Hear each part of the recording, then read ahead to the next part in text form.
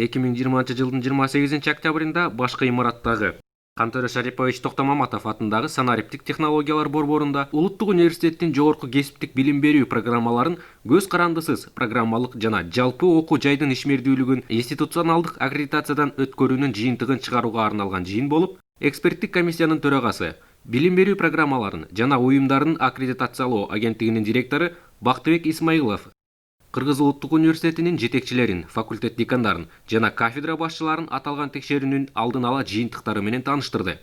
Ал Улуттук университеттеги аккредитациядан өтүп жаткан ар бир билим берүү программасынын күчтүү жактарын белгилөө менен алардагы кемчиликтерди жоюу боюнча эксперттик комиссиянын сунуштамаларын да айтып өттү. Төраганын айтымында Улуттук университеттин аккредитациядан өткөрүүгө сунушталган билим берүү программалары эксперттик комиссиянын талаптарына негизинен жооп берет. Бирок азыркы чечим билим берүү программаларын жана уюмдарын аккредитациялоо агенттигинин алдындагы аккредитациялык кеңешинин отурумунда кабыл алынат.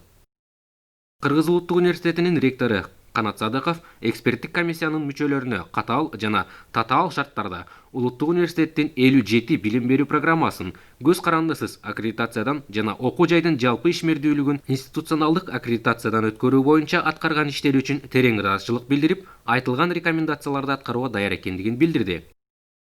Жыйынтык чыгаруу жыйынынан мурдараак эксперттик комиссиянын мүчөлөрү Кыргыз Улуттук университетинин жетекчилери менен онлайн режимде интервью өткөрүштү.